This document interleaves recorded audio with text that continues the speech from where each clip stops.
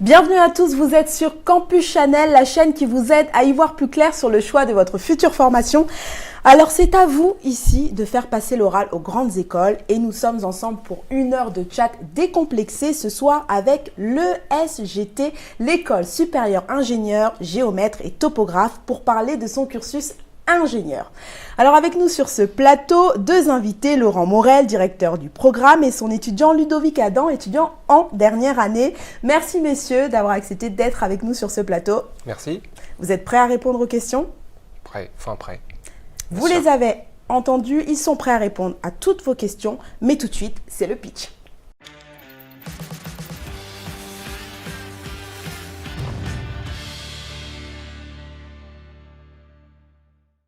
Laurent, c'est votre partie, 1 minute chronométrée, c'est parti.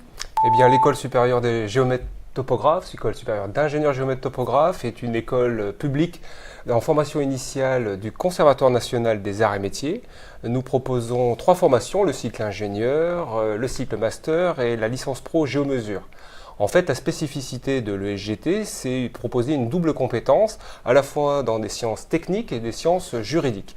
Pour les sciences techniques, les étudiants deviennent des spécialistes de la mesure puisqu'ils utilisent des appareils de haute technologie pour mesurer le territoire, comme des scanners laser, comme des drones, comme des récepteurs GNSS ou des tachyomètres motorisés. Mais en parallèle, ils suivent des cours de droit très poussés, en droit public, droit privé, droit de l'environnement. Et ensuite, ils sont liés aussi à des cours d'aménagement du territoire, l'urbanisme, le paysage. Enfin, donc, les étudiants de l'ESGT peuvent intégrer des grandes entreprises, des cabinets privés de géomètres en grande partie, et puis aussi des entreprises de BTP ou de construction. It's over, c'est terminé, mais vous aurez 1 heure entière pour répondre à toutes ces questions. On commence avec la première. Ludovic, tu peux la lire. Bonsoir, j'ai vu une information sur votre site selon laquelle pour se présenter au concours d'ingénieur topographe, géomètre, il faut avoir obtenu un bac+2. Je voudrais savoir si cette condition est toujours valable, car je me suis présenté avec un bac technique que j'ai obtenu en 2019. Alors Laurent, vous pourrez peut-être commencer à répondre. Oui, alors on peut rentrer à bac+2, après ça dépend si on a fait un BTS ou une classe préparatoire aux grandes écoles. Si on a fait une classe préparatoire aux grandes écoles, on a un concours qui s'appelle le concours Polytech, puisque l'ESGT est une école associée au réseau Polytech.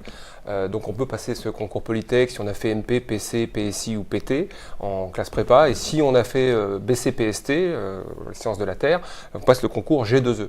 Et puis donc pour ceux qui ont fait un BTS géomètre topographe, modélisation numérique, ils peuvent aussi postuler à notre concours BTS, concours que nous opérons nous-mêmes à l'ESGT. C'est les deux grandes filières à bac+2. Sachant que un des recrutements principaux de l'école, c'est le concours JP Polytech, mais là, ce n'est pas bac+2, c'est au niveau bac. Très bien. On en reparlera peut-être après. On va en parler juste après. Ludovic, quel a été ton parcours, toi, avant d'intégrer cette formation? Donc moi, j'ai intégré l'ESGT en niveau post-bac, donc avec le concours GIP Polytech.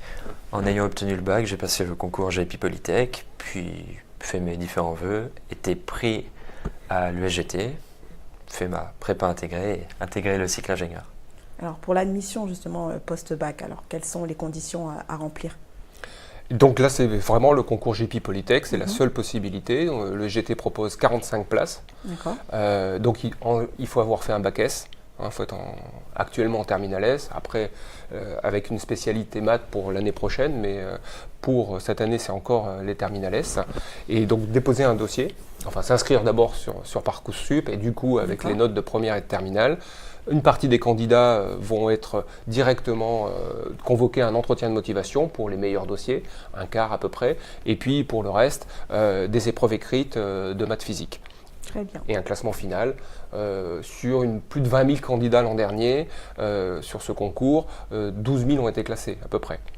Donc je rappelle qu'il y a 34 écoles dans le concours JP Polytech, dont le SGT avec 45 places.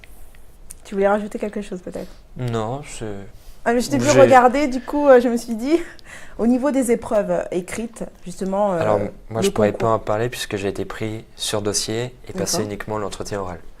Et l'entretien oral? Et l'entretien oral, à savoir qu'on peut le passer dans tous les polytechs de France. dont l'ESGT. Alors, Et école associée, hein, pas réseau Polytech, école associée au réseau, c'est un tout petit Ouais. peu différent. On n'est pas une Polytech, on est associé. Et comme l'ESGT était mon premier vœu et que je venais de loin, j'ai choisi tout simplement de passer le concours à l'ESGT. J'aurais pu faire le choix de le passer à Marseille ou dans n'importe quelle autre Donc école. on a le choix du centre Oui, d'examen. choix du centre le plus d'examen. proche de chez soi en général, il y a 34 écoles, donc... On peut le passer à distance aussi? C'est non. possible? Peut-être, mais pour vraiment des cas très particuliers. D'accord. Euh, Et lors de l'entretien oral, qu'est-ce qui était important? Qu'est-ce qu'on t'a demandé? Comment tu l'as passé pour Wow. donner un conseil pour bien le réussir? Bien sûr. Maintenant, ça commence à remonter à 4 ans, mais je me souviens de quelques questions qui sont, je pense, comme dans tous les entretiens de motivation. Qu'est-ce qu'est un ingénieur? Pourquoi êtes-vous motivé de rentrer dans une école d'ingénieur? Non, juste Ça restait très général au plus sur concours ta GP Polytech. motivation, hein, qui était important. Et moi, ce qui m'intéressait dans le concours GP Polytech, c'était rentrer à l'ESGT, car depuis que je suis à peu près au lycée, c'est le métier que je voulais, c'est les métiers qu'offraient les écoles de géomètre qui m'intéressaient. Très bien. Laurent, question suivante. Bonjour, je suis élève en terminale S. Je voudrais savoir quelles matières sont prises en compte pour le recrutement en première année et avec quel coefficient. Alors, Donc les matières, évidemment, les matières scientifiques, enfin maths, physique, français, anglais. Hein, l'étude de dossier se fait sur ces 4 matières.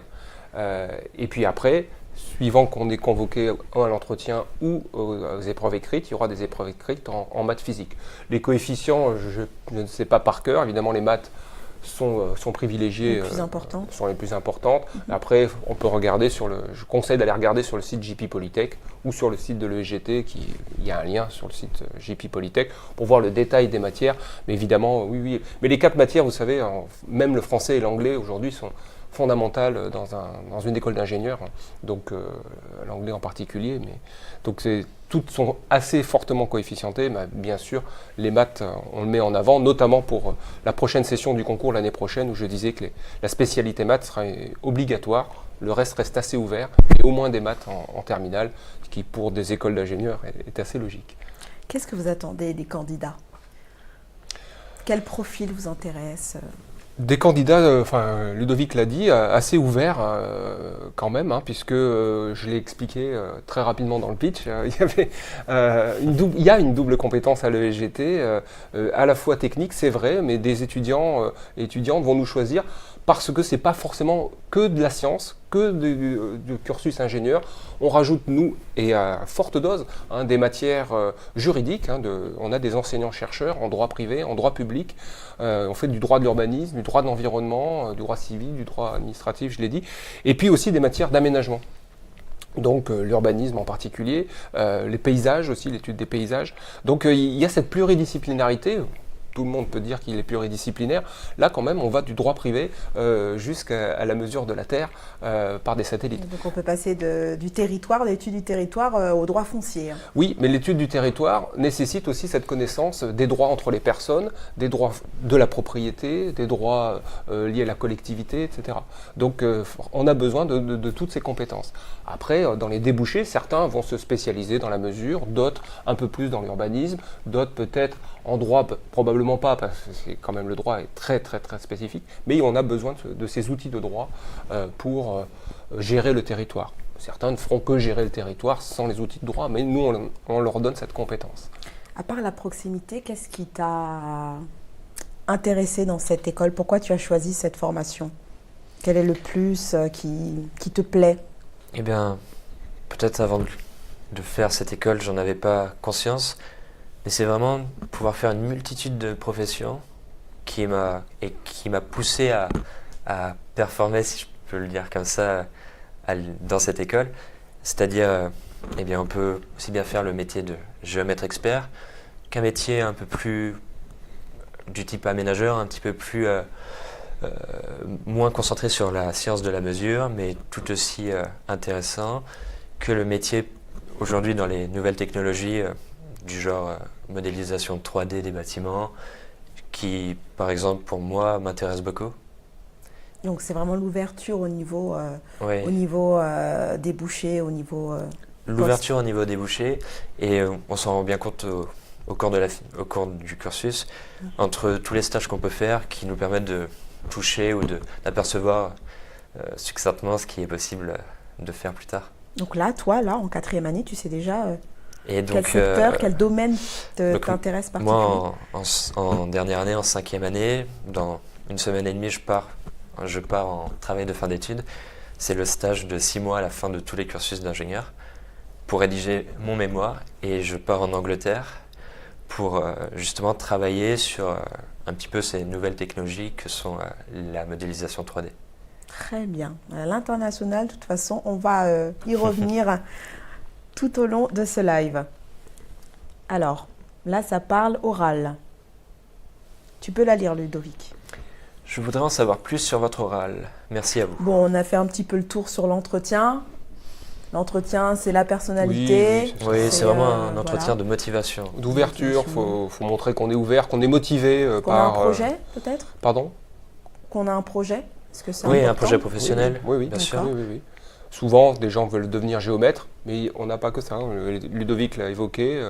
On parle aussi du métier de géomaticien, par exemple, de gérer les territoires à partir de l'informatique et de la gestion informatisée, de la cartographie informatisée, des requêtes qu'on peut faire, demander sur tel logiciel, de représenter, je sais pas, que les canalisations, que les routes, que les chemins, et après pouvoir gérer tout ça. Donc ça, cette partie géomatique, aujourd'hui intégrée aussi dans les smartphones, on l'apprend aussi à l'école. Donc le métier de géomaticien est aussi une des perspectives. On en entend beaucoup plus parler en Amérique du Nord, mais c'est vrai que c'est très présent, de plus en plus présent dans nos sociétés. Très bien. Question d'après, peut-être Laurent. Bonjour, moi c'est Audrey. Je suis actuellement en BTS et j'aimerais savoir comment se passe le stage ou le semestre à l'international. Justement, tu parlais de ton prochain stage à Londres, c'est ça? Enfin, en C'est Angleterre. dans la campagne, En Angleterre. En Angleterre. Ah, c'est peut-être pas dans la campagne, hein, si, tu sais déjà? Ah oui, bien sûr. Ah, exactement, Bien sûr, d'accord. bien sûr. Eh Alors, bien, comment ça s'est passé pour toi, tout ça? par exemple, pour ce stage précis, je pars pour une société française et c'est peut-être même un petit peu plus complexe. Je pars en VIE, c'est un volontariat international en entreprise. Donc on part pour une entreprise française à l'international pour travailler dans une filière ou pour cette entreprise directement sur un laps de temps qui va de 6 à 24 mois. Pour mon cas, c'est pour 18 mois, mais les 6 premiers mois restent global à tous les étudiants en cycle ingénieur. Je ferai ma soutenance, je préparerai mon mémoire sur un sujet donné. Et pour revenir au semestre à l'international, j'ai eu l'occasion de partir au Canada, à Québec, et c'était vraiment incroyable. Donc, tu as déjà eu l'occasion, c'est pas Oui. ta première Non, c'est pas expérience au sein de pas ma première l'ESGT. expérience On peut à cumuler. l'international. On peut cumuler. Très bien. Donc Et c'est justement ce que je conseille à tout le monde de faire, c'est de pouvoir profiter de tous les partenariats qu'il existe et de pouvoir profiter tout simplement de découvrir d'autres façons d'enseigner, mais aussi d'apprendre.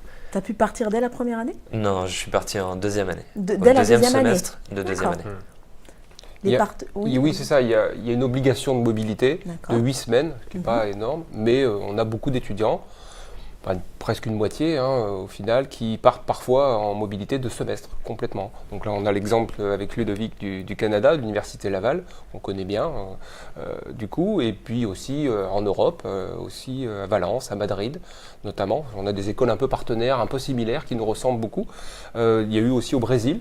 Il y a toujours au Brésil d'ailleurs, Non, il y a des 3 partenariats universités. un peu partout dans le monde. Oui, il y en a à qui on est habitué, d'autres qu'on devient de plus en plus proche.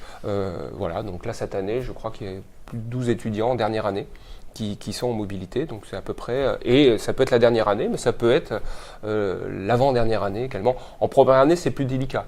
Ils viennent d'arriver, il y a des remises à niveau au premier semestre, donc c'est un petit peu plus compliqué d'être en mobilité dès le premier semestre.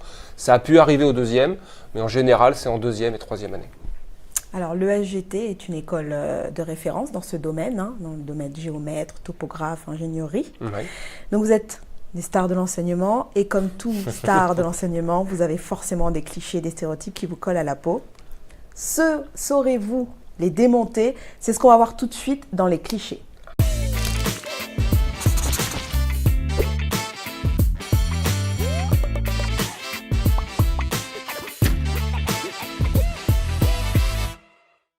Vous avez pu...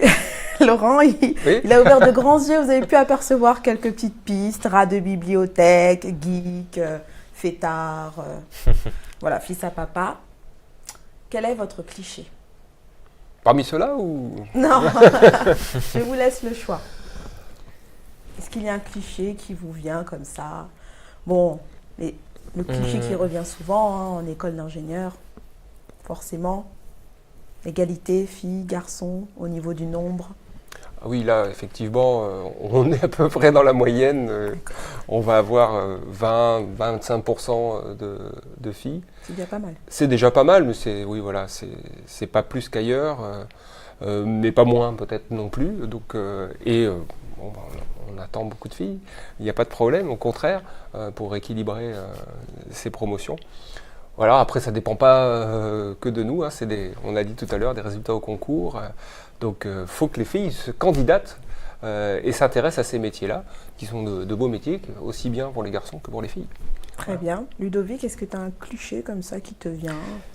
Moi, je dirais qu'il n'y a que des sciences pures et dures. Dans le sens, tout de suite, on pense à ingénieur, ce sont des calculs, voilà, tout ce qui gravite autour. Et en fait, pas du tout. Comme Laurent Morel l'a dit, beaucoup de droit, et j'ai été agréablement surpris de découvrir cette discipline. Donc beaucoup de droit à l'EGT, mais aussi d'autres matières qui sont entre tout ce qui est juridique et sciences de la mesure, du genre aménagement, ce qui m'a aussi intéressé, pourquoi pas paysage. Donc voilà, une multitude d'enseignements qui en Que fait... tu t'attendais pas à voir. Je ne m'attendais pas du tout à voir. Les étudiants font un voyage d'urbanisme dans une grande ville européenne souvent, ville française aussi, d'une semaine pratiquement. Donc c'est assez varié. On n'attend pas forcément des matières, comme il l'a cité, de droit ou d'aménagement dans une école d'ingénieurs. Donc ça, on sait que des étudiants et étudiantes ont été séduits par le côté pas que scientifique. Évidemment, ça reste une école d'ingénieurs pour le cycle d'ingénieur. Je rappelle qu'il y a un cycle master aussi d'aménagement foncier, enfin plus justement sur l'aménagement et le foncier. Mais pour ceux qui sont intéressés par le cycle ingénieur, dedans, il y a aussi 20 à 30%, donc assez haut niveau de matières différentes que des matières scientifiques pures, même si, encore une fois, c'est un socle dans une école d'ingénieur. Justement, lors de ces cours, est-ce que vous les sensibilisez à l'environnement, à l'écologie, etc. C'est très important chez vous? Oui. Je parlais tout à l'heure d'aménagement durable des territoires. Ludovic l'a cité, le paysage, l'étude des paysages. Donc, quand on y va à une sortie d'urbanisme, on essaie, il y a déjà des sorties paysages dans différents territoires assez proches, mais ils vont dans la Somme par exemple, ils vont étudier des paysages dans le Pays de la Loire également, et puis lors du voyage d'urbanisme, ils essaient aussi de coupler avec du paysage en dehors de la ville dans laquelle ils vont, ou en y allant, pour avoir cette notion qui est très importante chez le géomètre par exemple, qui est le diagnostic paysager notamment, l'importance de l'environnement, de l'écologie, quand on fait des projets de lotissement, des projets d'aménagement, que ce soit pour une ville, que ce soit dans un territoire rural, c'est aujourd'hui essentiel, même au cœur de ces projets. Donc les étudiants sont formés à ces matières. Oui. Très bien, parfait. Question suivante. Alors, Ludovic, elle est pour toi. C'est pas pour moi. Qu'est-ce que tu apprécies chez tes profs? Ce sont plus des permanents académiques ou des intervenants extérieurs pro? Alors, Eh bien, je dirais les deux, en fait. On a des cours aussi bien dispensés par des professeurs qui sont là à l'année dans les bureaux de l'EGT que par des intervenants, des professionnels extérieurs. C'est sûr que les cours ne se ressemblent pas forcément dans la façon d'enseigner. Mais et toi, qu'est-ce que tu apprécies le plus? Moi, j'ai particulièrement apprécié les cours d'intervenants extérieurs, et je pourrais même le dire en droit, par exemple.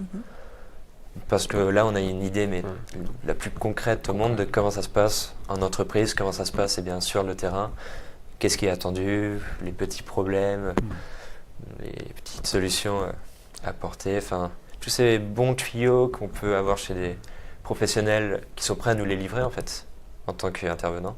Donc, c'était très intéressant. C'est important pour ces cours de droit, d'aménagement qui sont sont pas les cours les plus simples pour des gens qui ont une appétence scientifique au départ, d'avoir du concret. Hein, et donc d'avoir des intervenants, des vacataires comme on dit, professionnels extérieurs qui eux ont l'expérience du terrain. Donc à l'EGT on a 60 vacataires professionnels extérieurs. Certains font que quelques heures, mais d'autres font beaucoup plus d'heures. On a une professeure associée qui est avocate, par exemple. Donc c'est très important pour nous qu'ils puissent avoir ce concret-là derrière, parce que sinon, ce ne seront pas des juristes purs à la fin, hein, c'est pas du tout le but, mais ils ont des solides compétences en droit, et donc pour les amener de manière pratique, concrète, il faut plutôt des professionnels, pas que, on a aussi, je l'ai évoqué tout à l'heure, des enseignants-chercheurs en droit privé et droit public, hein, qui cadrent l'ensemble de ces matières-là, mais il faut... Il y a les deux profils. Oui, il y a les deux profils assez mélangés, moins mélangés dans la partie sciences de la mesure, là on a beaucoup plus de permanents, mais quand même des vacataires extérieurs. Très bien. Tu n'as pas répondu à la question sur qu'est-ce que tu apprécies le plus chez les profs? Ah si, il a répondu. Hein. Ah bon Il a cité ce professeur de droit, c'est ça, oui, et sa manière un professionnels. petit peu d'amener les choses avec sa vision professionnelle. D'accord, ok. Oui, j'ai bien écouté. Ludovic, il a bien répondu. Ça va. Sauvé. Laurent, peut-être? Alors, bonjour, je suis en fin de prépa ATS et j'ai quelques difficultés en anglais. Avez-vous des bons moyens de nous faire progresser en anglais? Bon. Déjà, il faut passer le concours ATS, donc là je le dis parce que c'est pas le concours BTS dont je parlais tout à l'heure. Hein. C'est des gens qui sont en prépa ATS, donc ils refont une année après leur BTS. Donc là, il y a un concours commun ATS pour ceux qui ont fait une ATS sciences industrielles, et pour ceux qui ont fait une ATS génie civil, l'ESGT va proposer cette année un concours un peu spécifique, donc qui se passe à l'ESGT. Donc c'est une nouveauté, c'est pour ça que j'en profite pour le citer. Alors comment faire de bons progrès en anglais? Déjà, c'est bon c'est impératif d'être bon en anglais pour intégrer la formation. Dans beaucoup de nos concours, c'est assez varié, vous l'avez compris sur les concours, mais chaque concours a son épreuve d'anglais, hein, et on va en général proposer des épreuves qui sont proches pour savoir si vous avez le niveau B2. Alors, on parle souvent du TOEIC dans les écoles d'ingénieurs, mais enfin il y a d'autres tests, donc c'est le niveau B2. Hein. Et c'est un niveau qu'on trouve assez moyen, mais qui pose des difficultés à pas mal de personnes, et d'où la question. Ils peuvent toujours progresser en stage à l'étranger? Ils peuvent, oui, c'est une bonne manière d'y arriver, effectivement. Et après, il y a de l'auto-formation. Parce que c'est vrai que l'école d'ingénieur en soi ne va pas proposer, en termes d'heures de cours d'anglais, une quantité phénoménale, puisqu'on a plein d'autres choses à faire. En particulier, il n'y a pas de cours particuliers? Il y en a, mais on a notamment des cours de préparation au niveau B2. Après, ils peuvent ne pas suffire pour certains niveaux d'entrée. Et donc là, c'est l'auto-formation qui va primer. Ce sont des remises à niveau, c'est ça? Oui, un peu, mais je vous dis, après, il y en a qui partent aussi d'assez loin. Et là, l'auto-formation, j'allais dire, sur des logiciels, enfin, on a des accords avec l'université avec qui on travaille beaucoup, l'université du Mans, hein, et donc ils peuvent aller s'inscrire dans le centre de ressources en langue notamment, et s'inscrire sur des logiciels type Global Exam qui permettent de passer des TOEIC, les repasser et s'entraîner. Et puis on conseille toujours regarder les séries sous-titrées, puis pas sous-titrées, non, il faut faire l'oreille, hein, tout doucement, et ça prend du temps, mais ce sont des bons moyens. Alors, les cours à l'école, les cours à l'université, en plus. Hein, et on peut les s'inscrire. stages, parce que Ludovic et me les disait, stages, ça l'immersion. reste L'immersion, c'est les semestres à l'étranger. plutôt dans des pays anglophones. Alors, là, on parle de rythme. Vos premières années ont combien d'heures de cours par semaine?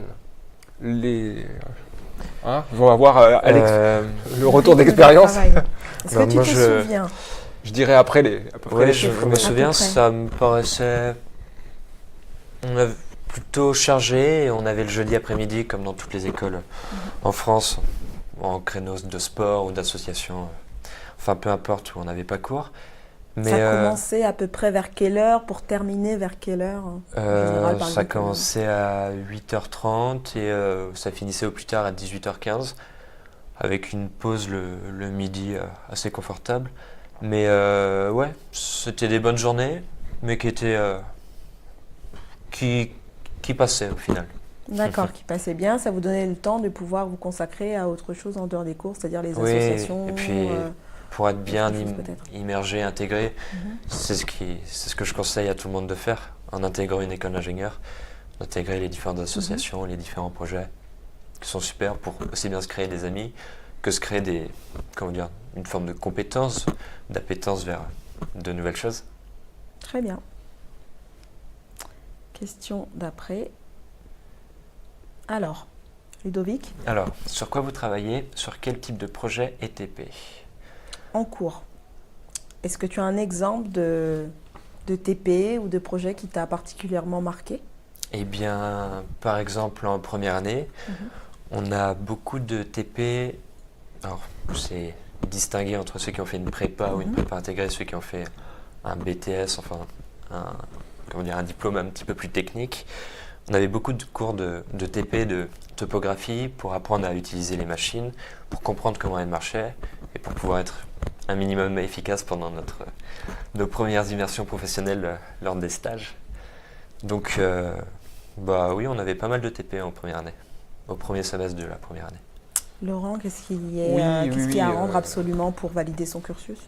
C'est vrai que les projets, les TP, pour nous, on essaie de renforcer primordial. de plus en plus. Il y a toute cette partie acquisition de données, la mesure que je citais, l'utilisation des appareils, Ludovic l'a dit, classique de topographie, mais aujourd'hui aussi des scanners laser en 3 dimensions, utilisation de drones.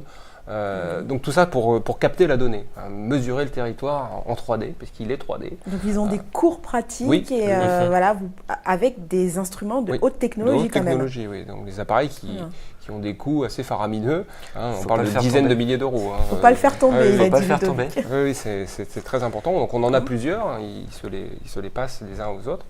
Et puis une fois qu'on a capté cette donnée, on va la représenter avec des logiciels de systèmes d'information géographique, par exemple, de mesure, de représentation du territoire, comme AutoCAD, très connu. Et puis après, on peut être amené à modéliser cette donnée pour la visualiser en 3 dimensions. On a un casque de réalité virtuelle maintenant à l'ESGT, ça peut être très utile pour s'immerger dans une situation. Donc effectivement, tout ça passe par des travaux pratiques et des projets d'étudiants en autonomie et des projets pluridisciplinaires. Donc, beaucoup de projets, on essaie, c'est pas toujours simple, mais de partir avec une idée d'aménagement du territoire. Et donc pour ça, il faut acquérir de la donnée, la représenter, la gérer, la spatialiser, et éventuellement la visualiser, parce que les élus, plus tard, des gens des différents services d'une ville vont avoir besoin de visualiser les choses simplement. Et donc, quoi de mieux qu'une image aérienne ou une image en 3 dimensions pour ensuite imaginer le projet qu'on veut faire. Très bien. Ludovic, Quand vous n'êtes pas dans une salle de cours, vous êtes où? alors, parle-nous un petit peu de l'agencement des salles. Il y a combien de salles? Il y a combien où vous allez vous reposer ou prendre une pause tout simplement L'école est plutôt grande. On s'est jamais plaint de ne pas trouver de salle pour pouvoir travailler après les cours ou pendant les cours lorsqu'on n'avait pas cours. Et on a un foyer qui est aussi plutôt grand. Nouveau foyer, ouais. Oui, une nouvelle partie donc, qui est totalement neuf, avec des grands bureaux pour les associations. Donc ça, c'est assez intéressant. Et sinon, une fois qu'on quitte l'école, on se voit entre copains et on sort le soir avec une vie étudiante comme tous les étudiants. Donc vous avez salle informatique, mais vous avez aussi un foyer étudiant, vous avez plusieurs salles. Il y a quoi d'autre comme salle où vous pouvez aller J'imagine que la pratique, c'est dehors. Oui, bien sûr. Pas que, pas que, mais il y a des aussi à laboratoires, l'intérieur des laboratoires. Oui, il y a un laboratoire de photogrammétrie donc qui sert justement à toute l'imagerie en 3 dimensions dont je parlais juste avant. Donc il est assez grand ce laboratoire, effectivement. Puis un laboratoire de métrologie pour étalonner les appareils de distance, qui mesurent les distances. faut être sûr qu'il soit très précis. On parle ici de millimètres, voire mieux parfois. Donc il faut être capable d'étalonner ces appareils. Donc ce qui pose un long banc de 50 mètres de long, permettre d'étalonner ces appareils. Donc c'est assez unique comme instrumentation en France. On n'est pas très nombreux à avoir ce type d'installation. Donc voilà, ils peuvent aller dans des laboratoires. Donc là, on revient un petit peu au cours, mais oui, c'est vrai qu'il y a le foyer. Il y a de quoi faire. Lors des projets, voilà, c'est ce genre d'infrastructure qu'on utilise, et dans le laboratoire de métrologie qui est très intéressant à voir, parce qu'il n'y en a pas beaucoup en France. Vous n'allez pas collabo en dehors des cours. Hein. Il faut revenir à la question. Hein. En dehors des cours, vous êtes où principalement? En dehors des cours, on fait aussi bien du sport parce qu'on a l'occasion de faire. Donc il y a des infrastructures sportives. Oui, des infrastructures sportives à proximité ou pas très loin, entre les tournois le week-end et même les entraînements en semaine. Ça prend une... On a des accords avec l'Université du Mans, en fait, pour plein de choses, la médecine, la bibliothèque, mais aussi, et peut-être surtout, sur le sport. Avec ça va de l'escrime, l'escalade, l'équitation. L'université propose beaucoup de choses. Donc nous, par nos accords, on en fait, les étudiants peuvent en bénéficier s'ils le souhaitent. Très bien. Alors messieurs, il est temps de passer à ma rubrique préférée. Il s'agit du Qui suis-je ?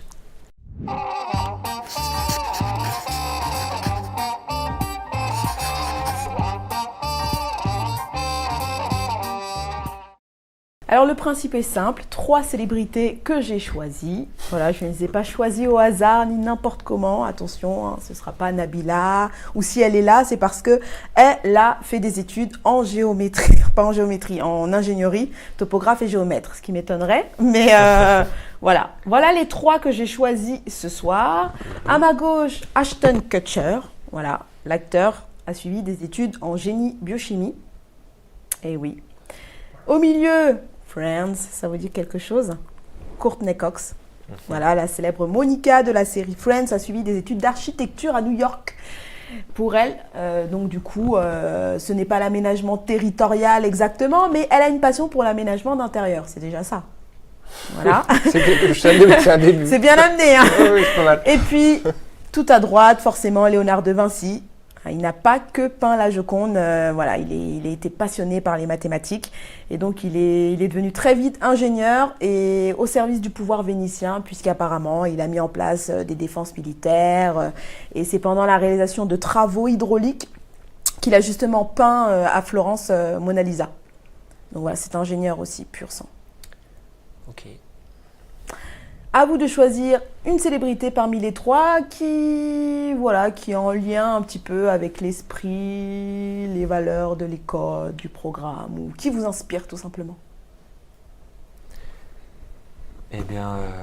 Là, on a quand même 3 personnes qui font de l'art, voilà, qui sont ingénieurs dans l'âme, mais qui ont fait de l'art en fait.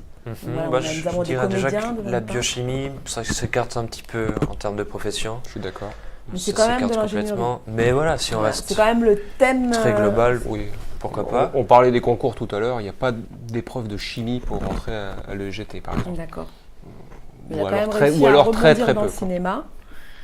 Voilà, c'est pas facile de passer de biochimie au 7e art. Donc non, pas Ashton Kutcher. Non. Entre Léonard de Vinci et Courtney Cox. Moi, je suis assez sur Léonard de Vinci. Pourquoi? Parce qu'il y a cette pluridisciplinarité en lui. Et même si on n'a pas parlé d'art tout à l'heure, il y a quand même, quand on fait un architecte du territoire, un aménageur du territoire, et puis en plus, évidemment, vous l'avez dit, c'est un ingénieur, hein, c'est un inventeur surtout. Et même s'il avait beaucoup d'équipes pour inventer, il a inventé beaucoup de choses dans beaucoup de disciplines. Et c'est bien le rôle de l'ingénieur que de trouver des solutions. Mais en même temps, c'était un artiste. Et inventer le territoire, c'est aussi être un artiste, surtout aujourd'hui avec la fracture territoriale qu'on voit, dont on entend beaucoup parler. C'est important d'imaginer des territoires où il fait bon vivre et qui respectent l'environnement, on l'avait dit. Donc moi, je serais assez sur Léonard de Vinci. Courtney Cox. Il fait la tête, Ludovic. Il voulait une fille en plus. Cox, c'est bien aussi. Mais... C'est l'aménagement aussi, quelque part. C'est l'aménagement. En tant qu'architecte, ça pourrait aussi coller. Après, effectivement, ce côté invention, c'est une actrice. C'est vrai. Très bien. Très bon choix. Merci pour Merci ce pour les choix. propositions. De rien, on peut passer aux questions suivantes.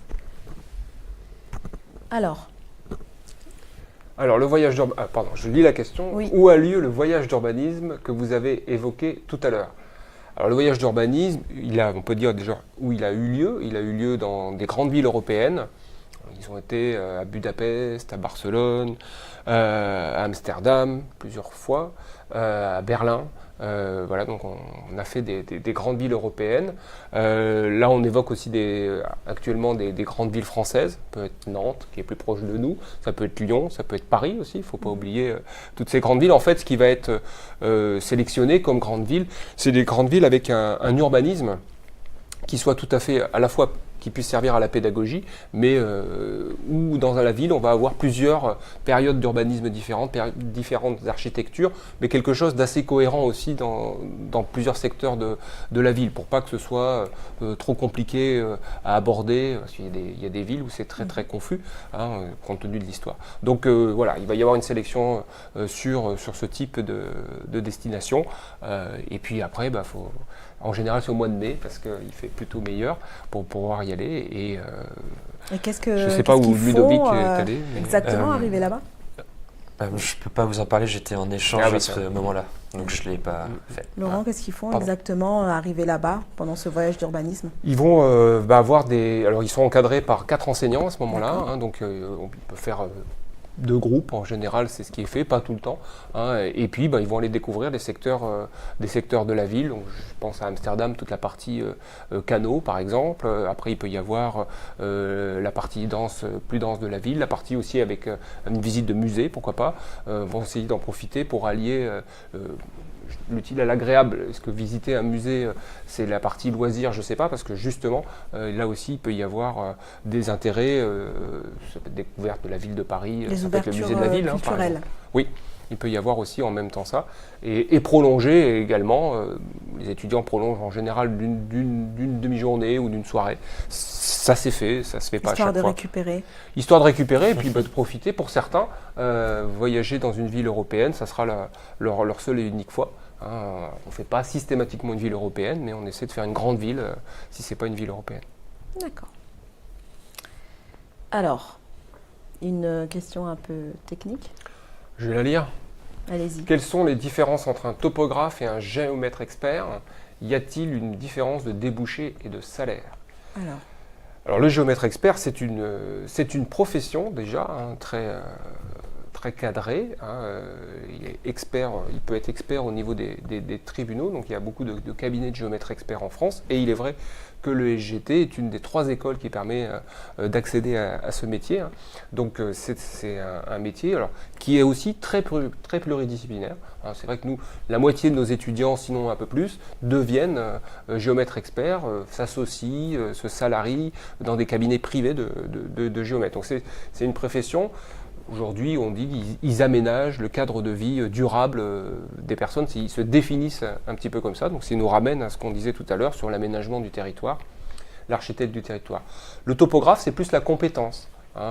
C'est mal connu, mais le topographe, c'est celui qui va mesurer le territoire, comme je l'évoquais tout à l'heure, et il peut très bien le faire dans une entreprise publique, EDF, SNCF, il peut très bien le faire dans les collectivités territoriales.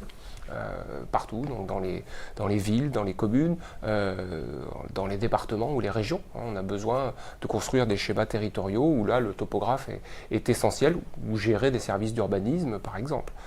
Donc là c'est plus une compétence qui va s'exercer, qui va rappeler le métier de géomètre, mais dans d'autres structures, dans de grandes entreprises. Ludovic pourrait parler de Bouygues, puisque va travailler avec Bouygues, mais ça peut être aussi des groupes pétroliers, Total par exemple, ça peut être le CERN également, pour toute la partie alignement des détecteurs d'ions ou de photons. Donc tout ça est au micromètre, donc il y a de l'alignement, de la métrologie aussi. Voilà. Et là, le topographe, l'ingénieur topographe est essentiel par ses capacités liées vraiment cette fois à la mesure et à la précision de la mesure. Moi, je dis souvent aux étudiants, que vous soyez capable de mesurer, c'est bien, mais il faut savoir à quelle précision vous êtes capable de mesurer. C'est ça l'intérêt, l'important. Et là, nous, on touche à des précisions parfois millimétriques. Et ça fait la difficulté, mais aussi le charme Juste du pour, métier. avant de parler du salaire, des débouchés et de ta relation avec Bouygues, si tu devais rapidement et le plus simplement possible décrire comme ça à une personne qui pense qu'un géomètre, c'est une personne sur le bord de la route avec un instrument qui mesure. Voilà un cliché. Voilà le cliché. Qu'est-ce qu'il fait au bord de la route avec son instrument? Si tu pourrais décrire à cette personne-là, qu'est-ce qu'il fait? Qu'est-ce qu'un géomètre expert? Comment tu... Eh bien, déjà, cette décrirais personne-là, ça peut être un ingénieur, mais c'est plus un travail de technicien. Oui, ça, on a compris. On est moins amené à faire ça, mais c'est pas pour autant qu'on n'apprend pas à le faire, forcément. Mais la grosse différence donc entre un topographe et un géomètre expert, c'est qu'un géomètre expert a un titre, donc le titre de géomètre expert est inscrit à l'ordre des géomètres experts, à un numéro d'ordre. Sa signature, entre guillemets, vaut quelque chose pour faire de la division foncière. Qu'un D'accord. topographe ne peut pas le faire. Très bien. Très bien, merci pour l'info. Et donc ta relation avec Bouygues, rapidement? Non, mais je pars faire mon travail de fin d'études avec cette société. Très bien, félicitations. C'est lors d'un stage Oui, c'est ça, c'est un stage. Donc de 6 mois. Stage de fin d'études. Un stage de fin d'études. tu as réussi grâce à l'accompagnement, enfin à trouver ce stage-là, comment tu as réussi Je l'ai trouvé à un forum en fait. D'accord, Donc en déposant mon CV, en rencontrant quelqu'un des ressources humaines, et puis en continuant à discuter, et au final c'est arrivé. à trouver un accord. Très bien. Et justement, pour terminer sur cette question, au niveau salaire et débouchés, Débouchés, on a un petit peu évoqué. Niveau de salaire, on est sur 35 kilos euros à peu près. Souvent, les salaires d'embauche des ingénieurs, on est à peu près sur ces moyennes-là pour les ingénieurs EGT. Hein. Il n'y a pas tellement de différence. Voilà. Quand on a les retours aussi, c'est pas toujours évident d'avoir les retours des anciens étudiants pour nous dire à quel niveau de salaire ils ont été embauchés, mais voilà, on est sur une fourchette assez classique. Et après, par contre, c'est vrai, Ludovic l'a rappelé, les cabinets de géomètres, beaucoup deviennent géomètres, pas que, mais beaucoup.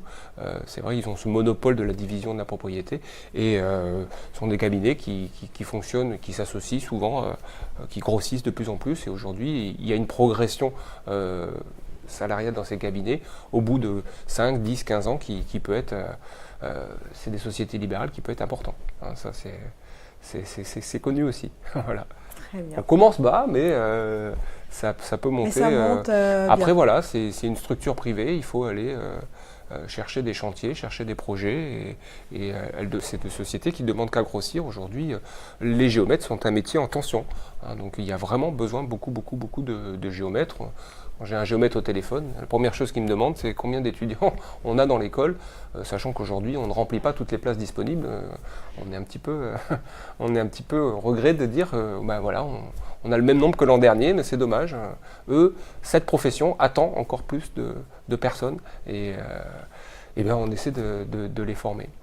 On le voit déjà dans toutes les offres de stage qui sont proposées. On n'a qu'à choisir en fait. Il y a vraiment un panel Oui. d'offres Oui, Il y a plus d'offres que d'étudiants. que d'étudiants. D'accord. Ouais. Donc c'est quand même un confort. Parfait. Alors, Ludovic. Ah oui. Quelles sont les meilleures associations de l'école et la vie associative prend-elle du temps aux étudiants? Alors les meilleures associations de l'école, je dirais qu'il y en a pas qu'une. J'ai eu la chance de faire partie de plusieurs. Lesquelles? Par exemple, le bureau des élèves, donc l'association un petit peu mère de l'école qui gère toute la vie étudiante. Ludovic Mais était aussi- président du bureau des élèves. Il est modeste, Tu mais nous as caché cette info. donc il connaît bien le sujet. Je connais bien le sujet, j'ai pu m'en occuper effectivement. Et c'était une super expérience, aussi bien pour faire ce qu'on a envie de faire, de proposer ses idées et de les mettre en œuvre. Donc c'est une occasion en or. Et donc voilà pour le bureau des élèves. Mais ce qui est aussi super intéressant à l'UEGT, c'est l'association de voile des géomètres et topographes. Ça s'appelle comme ça. Et cette association nous permet de participer à la course Croisière EDEX, un gros événement étudiant qui est super. et aussi bien comme son nom l'indique, de faire de la voile. J'ai eu la chance d'y faire partie et de pouvoir naviguer, de régater lors de différentes courses croisières à deck, et même d'un autre événement organisé à Marseille, invité par l'Ordre des géomètres experts. Les decks croisières, on connaît très bien. Ouais, nous sommes partenaires de Bon, cet bah, événement. ouais. Donc oui, très gros Et événement. pour le avec tous les GT, étudiants, c'est très important. monde puisque- Beaucoup d'étudiants y participent. Voilà, c'est ça. Et c'est le Le rendez-vous. GT, il y a 300, 350 étudiants en moyenne. Et sur la course croisière, et dans le cycle ingénieur, on est plutôt à 200 étudiants. Il y a pratiquement 50 étudiants qui vont chaque année à la course croisière de l'EDEC. Donc c'est 30% ou 25%, 30%. Et c'est toutes les promos. Hein, je Oui. pense. 50 étudiants en tout, mais je pense qu'un étudiant qui a fait le cycle ingénieur ces dernières années, peut-être 1 sur 2 est parti à la course croisière à deck, Ouais, c'est probable. puisque c'est 50 tous les ans, mais entre première et deuxième année, enfin, vous voyez ce que je veux dire. Oui, et vous Et- représentez le SGT, mais aussi Ah oui, tout le oui. Mans. Oui, bon, plus le SGT, mais C'est la seule école, oui, je pense. Mais bon, après. qui y participe du campus. Et sinon, une association qui est aussi super intéressante, c'est Topo Sans Frontières, qui j'ai eu l'occasion d'y participer et de partir en stage dans le cadre de cette association. En fait, c'est une association, comment dire, à vocation humanitaire, qui apporte de l'aide à certains pays en voie, Oui, De ouais. développement. Oui, en voie de développement. oui, émergent, Comme développement. le Guatemala, le Sri Lanka. À un moment, je crois qu'il y avait le Cameroun, Madagascar. Par exemple, je peux vous parler du Sri Lanka. Ouais. Je suis parti Cette année, on a 2 projets, enfin deux équipes qui vont à Madagascar, dans 2 endroits différents, et une au Sénégal aussi. Vas-y. Voilà, ça peut changer tous les ans. De nouveaux projets arrivent, d'autres projets se terminent. Et donc, en fait, souvent on part en première année, mais rien n'est fixe. On peut partir en deuxième année. On part donc pendant les vacances d'été, les 2 mois. Ça nous valide notre stage. Et en plus, notre stage à l'étranger. Donc c'est bien, ça fait office de validation de Voilà. du Voilà. stage en fait. Il n'y a pas le côté anglophone, pas tout le temps. Ça Au dépend, Sri on Lanka, voit. oui, Ça dépend mais des, pas, des voilà, pays. ça peut dépendre. D'accord. Ludovic, tu es parti au Sri Lanka. Mhm. Il est temps de partir à destination finale.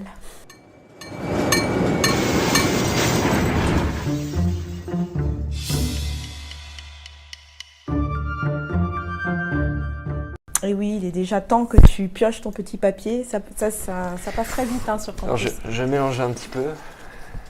Suspense.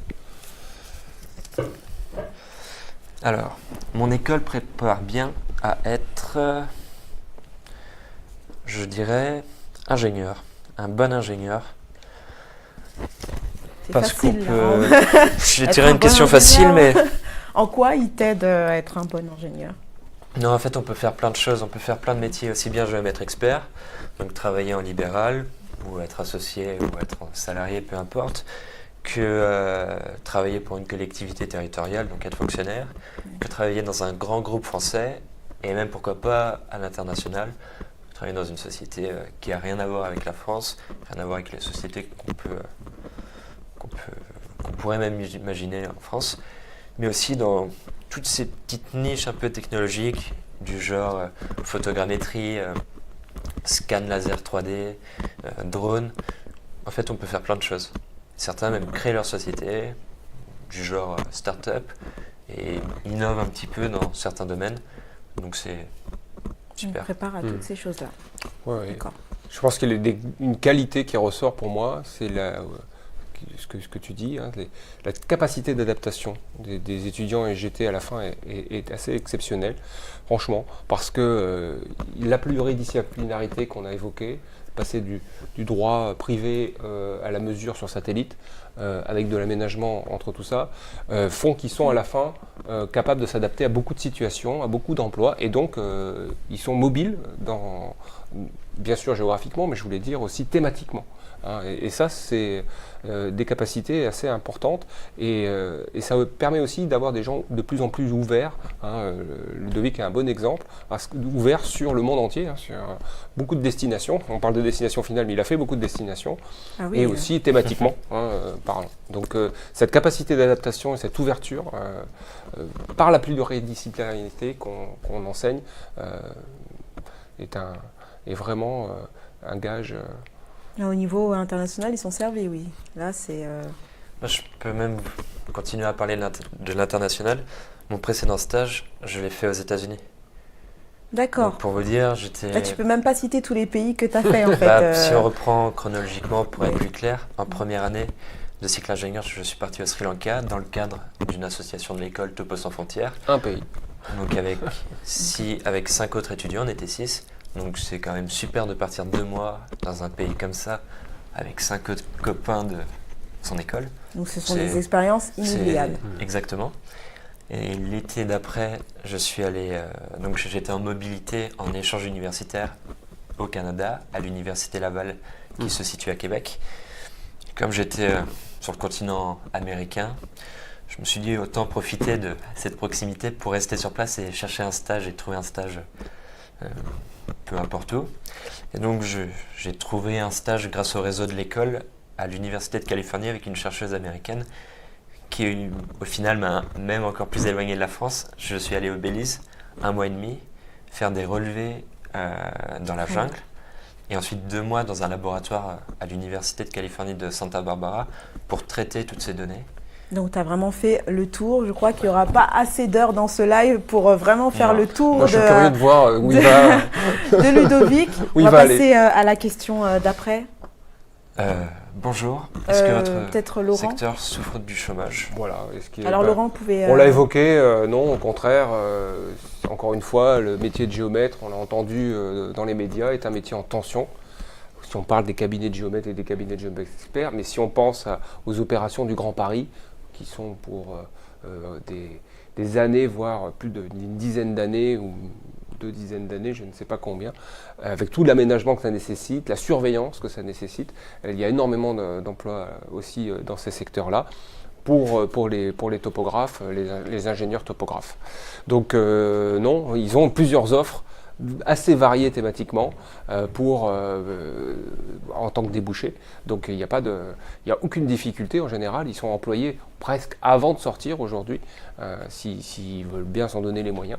Mais avec plusieurs offres à la clé, dont encore une fois les cabinets de géomètres, des grandes entreprises, les collectivités territoriales où il y a besoin. Partout aujourd'hui, on s'intéresse au territoire et à son aménagement. Donc non, s'il y a bien Un domaine où c'est sûr, c'est vraiment l'employabilité. ah hein. oui. Ça, Oui, ils oui, n'ont oui, pas de oui. souci Ah oui, oui. à se Et faire. après, on sait que c'est des cycles. Hein, ça dure 5, 10 ans. Mais là, on est parti sur un cycle très très très long par les grands aménagements urbains. Encore une fois, le Grand Paris est un très très bon exemple. Et c'est ça valable, touche le technique aussi bien que l'aménagement, que le l'aménagement. foncier. C'est valable ici comme à l'étranger ou il y a plus de possibilités en France? C'est vrai que nous, on connaît le cas français un peu plus, mais on a des exemples là. On a quand même beaucoup d'étudiants qui définitivement partent, ou peut-être pas définitivement, mais et en tout cas qui vont travailler à l'étranger. Bah, il y C'est en vrai a- qu'il y a tellement de demandes aujourd'hui Oui. sur le territoire national que ils sont beaucoup sollicités et attendus. Il y en a qui partent, mais est-ce qu'il y en a qui arrivent? Vous avez beaucoup d'étudiants étrangers? Quelques-uns. On a envie aussi de se développer. On essaie de faire des accords avec notamment le Maroc, des pays d'Afrique de l'Ouest aussi en particulier, beaucoup de pays francophones si possible. Et on a eu des projets, on en aura je pense encore avec le Brésil notamment, des entrants en étudiants d'Amérique du Sud, du Brésil en particulier. Voilà. Et c'est arrivé aussi avec l'Université de Laval.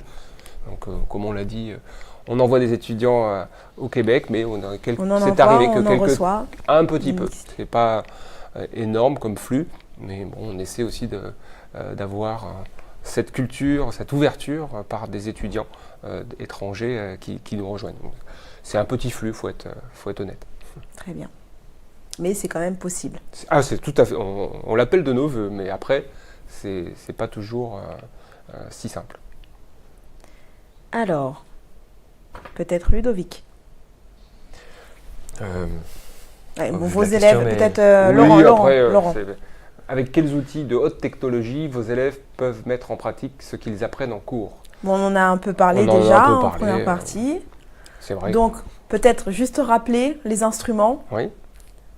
que vous pratiquez en cours. Donc, il y a le laser. Voilà. Alors le laser, parce que pour, si vous voulez, relever un environnement en 3 dimensions, que ce soit à l'intérieur, que ce soit à l'extérieur, on va avoir des scanners laser, c'est-à-dire comme un scanner 2D, mais un scanner 3D qui va envoyer des impulsions laser dans toutes les directions.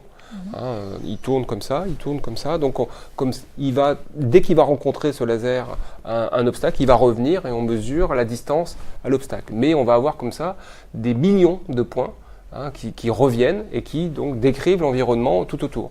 Donc après, il faut gérer ça dans des logiciels. C'est pour ça que je parlais tout à l'heure de logiciels et de ressources informatiques très importantes, parce qu'on a des millions, on est sur presque du big data, puisqu'on a des millions de points gérés. Donc là, on a besoin de deep learning, d'intelligence artificielle de plus en plus, on entend ces termes-là, on va les introduire, on les introduit déjà un petit peu à l'école, parce qu'on a des quantités phénoménales de données à gérer avec ces scanners laser. Donc ça, c'est vraiment des appareils, on en a 3 à l'école, haute technologie. Après, on utilise aussi drones aussi. Moi, les drones, je retiens alors, pas mal. Le drone est un vecteur, c'est-à-dire qu'il va porter, par exemple, on n'appelle plus à ce moment-là un scanner laser, mais on appelle ça un lidar. Il va porter un lidar pour avoir aussi ces faisceaux qui vont partir du drone, ou ça peut être un avion éventuellement, mais nous on a un drone, on a même plusieurs drones qui vont donc du coup mesurer le territoire en dessous du drone. Donc ça c'est... Et dessus, sur ce drone, on va rajouter un GPS pour savoir où il est, on va rajouter une centrale inertielle pour savoir comment il est orienté, pour pouvoir recréer et mesurer et dessiner ensuite le relief qui est en dessous, relief urbain, relief paysager, rural, tout ce qu'on veut. Donc il y a de quoi faire avec des instruments de haute technologie, il y a de quoi s'amuser. Peut-être tu peux la lire, Ludovic. Où vos étudiants peuvent se loger au Mans? Où tu loges? Alors, où tu logeais? Où je logeais, puisque je peux peut-être faire une parenthèse là-dessus. En ce moment, j'étudie en tant qu'étudiant en échange à l'école des ingénieurs de la ville de Paris. C'est une école qui forme des étudiants à devenir ingénieurs en génie urbain. Donc, encore une fois, ça reste très intéressant pour avoir une grande ouverture sur ce qui peut se faire et sur qu'est-ce que le génie urbain. Donc toi, tu étais à Paris, mais quand tu étais au Mans, du coup. Et donc, quand j'étais au Mans, comment ça se passait? Comment dire, le marché immobilier est pas spécialement tendu, donc c'est très facile de trouver un logement à prix abordable. C'est ce qu'on voulait savoir. Donc étudiant qui arrive à l'EAGT, il a de quoi se loger. Oui, trouver un logement à côté de l'école, des prix très abordables. Et ça, c'est quand même une grande qualité de vie d'habiter pas loin de sa zone de vie, enfin d'activité en tant qu'étudiant. Oui, très proche de Paris aussi, c'est très pratique. À 2 heures. Et puis une ville de province, effectivement, où il est facile de se loger, où les prix sont très abordables. Je dirais même à 55 minutes en TGV de Paris. À 55 minutes. Pour être précis. Pour être précis, très bien. On est à 1 heure, porte à porte, gare à gare, donc c'est quand même super pour quand j'ai des copains qui viennent me voir en ce moment à Paris ou quand j'y vais. Enfin, on n'est pas en banlieue parisienne, mais presque. Voilà. Bon, c'est plus facile, d'arriver à l'EAGT ou de faire le chemin inverse que d'aller d'un point A à un point B dans Paris même, en fait. Oui, voilà. En train de me dire. Tout à fait. Alors question importante. Allez-y, Laurent. Quelles sont les valeurs de l'école?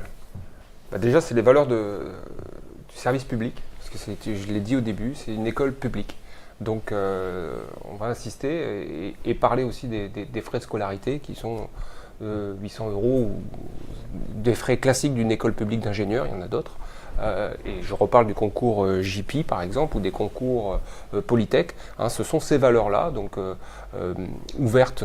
On a beaucoup de boursiers à l'ESGT, donc et on est heureux et fiers de permettre cet ascenseur social en fait, grâce à l'école. Donc ça c'est une valeur qui pour nous compte beaucoup. Je vais peut-être laisser Ludovic en parler, mais je pense qu'il y a une valeur quand même de fraternité, ou en tout cas de convivialité à l'école par les associations dont on a évoqué, mais il y a aussi le BDE, le BDS, le BDA qui proposent des sorties, et donc il y a des soirées, et il y a un esprit d'école. Et là, je laisse la parole à Ludovic, qui est frappant. Quelles sont les valeurs pour toi? Il y a un vrai esprit d'école, comme on le retrouve dans toutes les écoles d'ingénieurs. J'entends par là, par exemple, c'est un détail, mais on a tous un pull de promotion. Vous voyez, il y a une couleur par promotion, avec le logo qui est le même tous les ans. Donc quand on voit un ancien étudiant qui a un polo ou un pull, c'est assez marrant de reconnaître ce logo. Et puis même une fois qu'on est dispersé partout à travers la France, en fait, je pense quand même qu'on garde contact. Et ça arrive très régulièrement en stage. Eh bien, ah d'accord, t'as fait l'USGT, ah bah oui, forcément. Parce que tout le monde vient plus ou moins des mêmes écoles. Et donc, ça fait un réseau assez intéressant, professionnel. Très bien. Oui, la course croisière de l'EDEC avec 50 participants chaque année est un bon exemple. Il y a bien sûr des esprits d'école dans toutes les écoles, c'est sûr, mais là ils sont quand même particulièrement soudés pour arriver à bouger 30% l'effectif complet. Et donc ce sont des valeurs importantes. On est une petite famille finalement, 300 c'est pas beaucoup, si on rajoute le personnel administratif et enseignant on ne dépasse pas 400, donc on a des relations, on essaie de suivre nos étudiants, on peut avoir des problèmes de santé, on essaie d'être au courant et de leur apporter une aide ponctuelle, fréquente, voilà, le plus possible, et on peut se le permettre parce qu'on est une école pas petite, mais à taille humaine. À taille humaine, voilà. À Dans taille une humaine. ville à taille humaine également. Vous êtes une famille comme nous ici sur Campus Chanel. En tout cas, voilà, vous aidez vos étudiants. J'espère que vous avez pu aider aussi tous ceux qui ont posé des questions. Vous avez le temps de conclure avec le temps additionnel.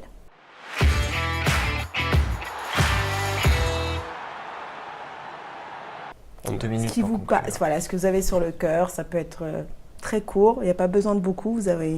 Vous en avez assez dit, je pense. On a fait bien le pendant tour, ce je live. pense. En 1 minute, voilà. Je sais que vous avez vu 2 minutes, mais ça va être 1 minute, pas plus, oui. Moi, j'ai fait la première minute. Alors, ce que je dirais, c'est que rapidement, pour il faut se lancer. C'est normal d'avoir peur, mais il faut se lancer. Et puis, une fois que on est motivé et qu'on trouve en tout cas sa motivation, sa source de motivation, ça va tout seul.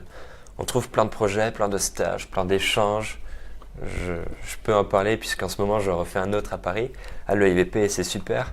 On se fait plein de copains, on découvre plein de choses incroyables, aussi bien à l'école qu'à côté.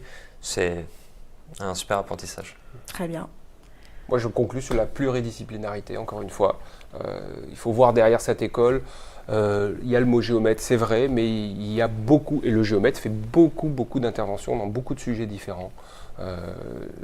Quelqu'un qui maîtrise la mesure, qui maîtrise l'aménagement, qui maîtrise le côté foncier, le côté droit de la propriété. Et donc ça fait un panel de choses, de compétences très importantes pour l'avenir. Et on sait aujourd'hui que la mobilité est très importante, la mobilité thématique encore une fois. Et ça, l'école le permet. Et permet aussi, bien sûr, de s'ouvrir. On a vu plein de pays. Et donc, pour nous, c'est très important. Alors, le SGT égale pluridisciplinarité. Laurent Morel, directeur de l'ESGT, École supérieure, ingénieur, géomètre et topographe, était avec nous. Et son étudiant Ludovic Adam, étudiant en dernière année. Merci d'avoir été avec nous sur ce plateau. À la réalisation, Jérémy Gentil, Léonard Lautonne et Marie-Philippe. Merci. À très vite sur Campus Chanel. Merci beaucoup.